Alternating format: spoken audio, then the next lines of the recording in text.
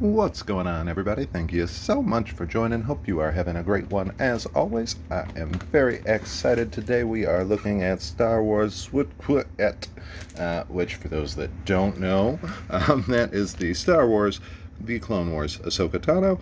If you are interested in getting anything from Sideshow Collectibles, which is where I ordered this fella here, by all means, scan that little code there, get yourself 10% off. Never hurts to save some money. And with that, we're going to go ahead and get Kraken on into this and rip her out of her hard candy shell. Now, there are a couple other Ahsoka Tanos coming up, so this may not necessarily be the one for you. If you are more interested in the Rosario Dawson version from The Mandalorian, we do have a regular and a deluxe version of that right around the bend. But I am kind of an Ahsoka fanboy, and I really, really liked the last season of Clone Wars, which is basically what this figure is based off of. So for me, this was kind of a must-get. Also, interestingly enough, unlike a lot of the other figures that Hot Toys has done, this is, since it's based off the animated one, it's got a pretty cool look to it. It's a little different than what you would normally get. They didn't do, like if you look at the Rex and stuff, they've kind of got the more realistic head sculpt on them and all that stuff. This is kind of an in-between almost, to where it's like a realistic representation of the animated version. Either way, pretty dang cool as far as I'm concerned. And like I said, as a fanboy, pretty much had to pull the trigger on it. Now the box is basically the same that you get with most of the recent Hot Toys.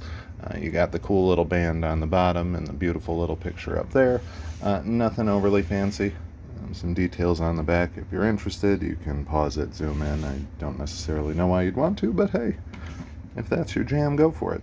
A really cool little Ahsoka on the side there, so that's kind of sweet. But more importantly, let's go ahead and get her on out of here. Oh, the new figure shimmy. There we go. Ooh, and you do get a really cool topper with that one. That is absolutely gorgeous. Now, like I said, this is based off of her, the final season of Clone Wars, which is also where that cool Darth Maul figure is based off of. So if you want to have them fight, this would be the one to go with. She doesn't come with a ton of stuff, so we should be able to move through this fairly quickly. Honestly, as I usually am, just seeing it. Pretty dang impressed so far. Oh, come on. There we go. Alright, so outer tray is basically just hands and the good old lightsabers. I'll go ahead and set that on over there. She does get a couple different hand sculpts, which are nice. And you get some backup pegs, which is never a bad thing. So she's going to be able to do some little force manipulation with that one, some little grabby action with that. These two will be the lightsaber holding, and then that one's just a closed fist in case she wants to punch some people. So pretty good job there. We will take them out. Might as well do it now. We got them here, right? I'm going to go with this one. I feel like this one's a good one for the close-up.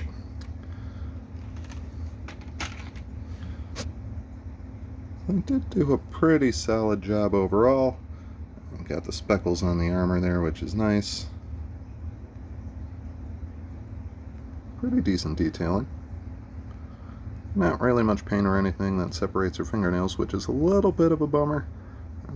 Just kind of did one overall color there, but that's being absurdly picky.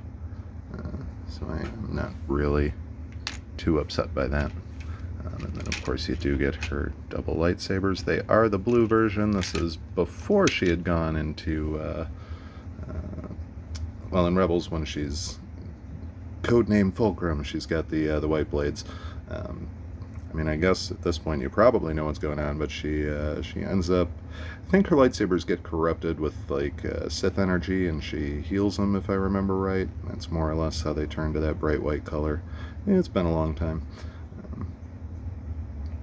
Somebody will know and they'll be able to correct me on that. They are plastic, which is fine, and you can, of course, remove the blades. That way, if you want to use any of these fancy motion ones, you got those as well. And so pretty cool there. They don't light up, but that's quite all right. Honestly, with the lightsabers themselves, I do like the light up ones quite a bit. I've been having some fun with the Maul one, but it's not a deal breaker to me.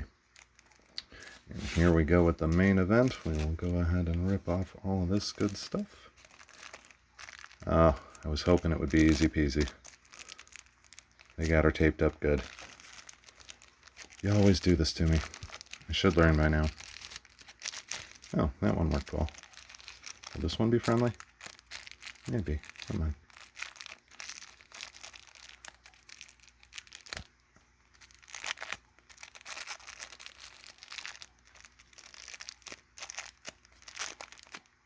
Nope, that one's not going to be nice. That one's not going to be nice either. None of them are going to be nice. Now we're going to use the magic of the pause button. Alright, it's like movie magic. We're done. So I went ahead and went to war with tape. I used the magical knife, did some surgery, got it all off, and we are good to go. Now they did go with seamless arms on her, which I was kind of intrigued by. Normally Hot Toys, not known for doing that, so that's kind of fun.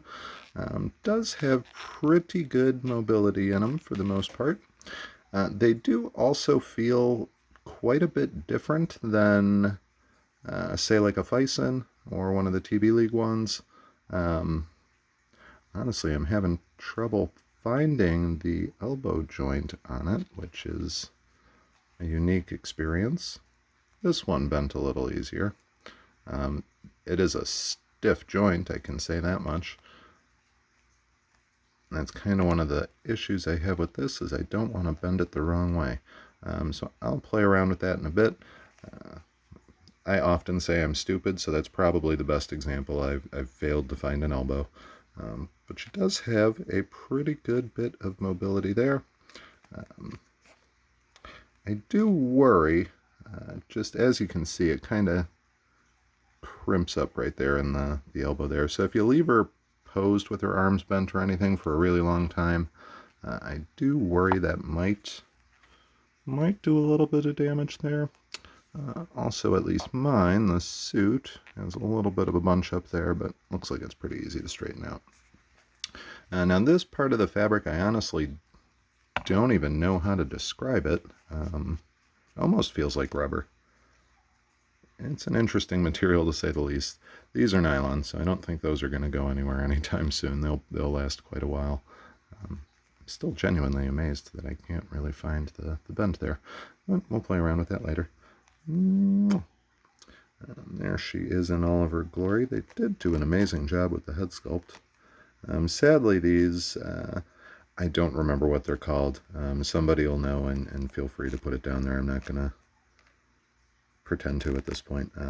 These do restrict, obviously movement a little bit because they're not overly flexible. There's a little give to them, but not too much you could do there.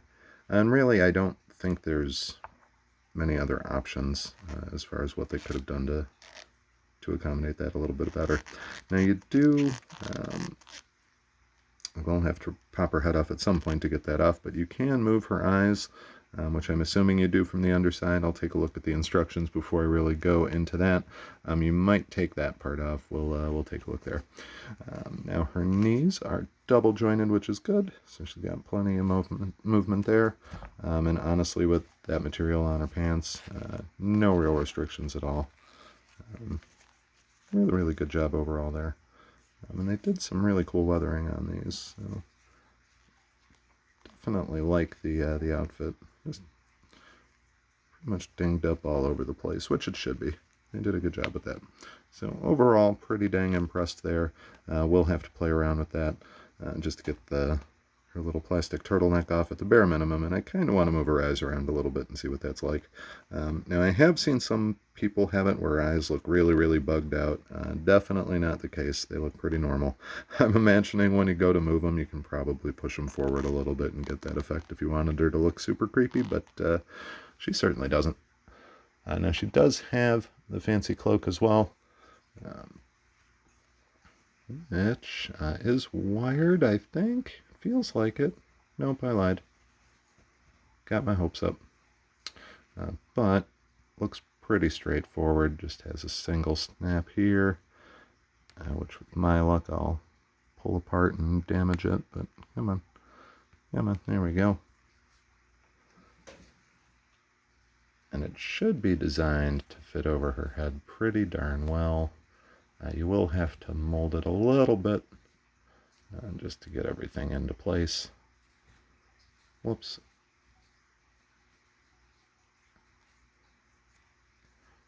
This honestly looks terrible, but first attempt and clearly not trying all too hard.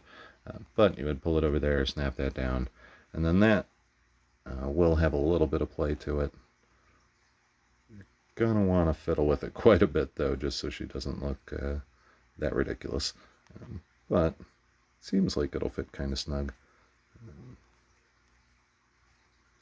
I imagine once you actually have it clasped and kind of positioned the way you want it, it'll take a while, but gravity will do its thing and kind of pull it into the right shape.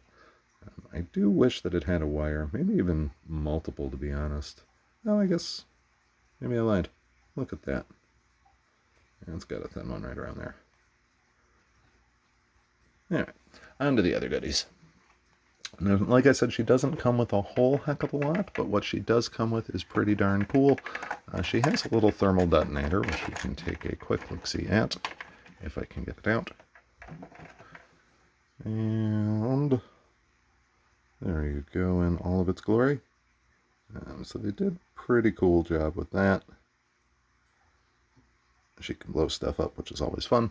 But then more importantly, she's got this cool little hologram thingy, which you get an Obi-Wan, an Anakin, and a Yoda. And they just pop right in there, and she can hold on to them, which is pretty darn neat.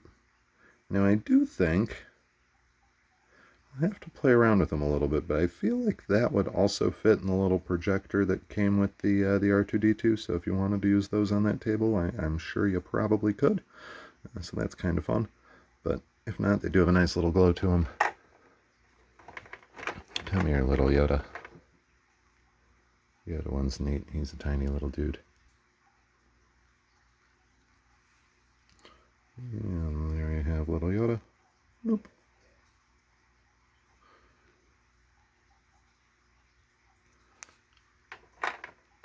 And last but not least, this should be the great General Kenobi.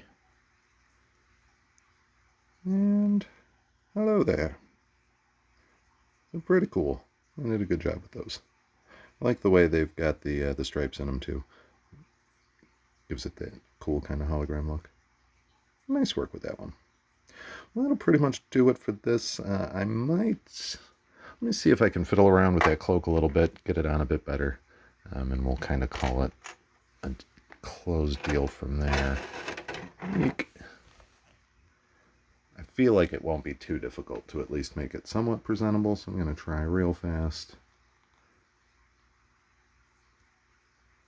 And maybe I'll be wrong.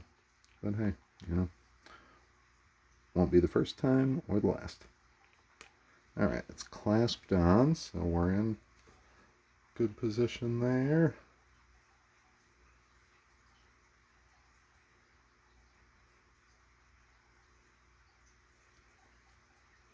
Yeah, it's probably going to take a lot of work, to be honest.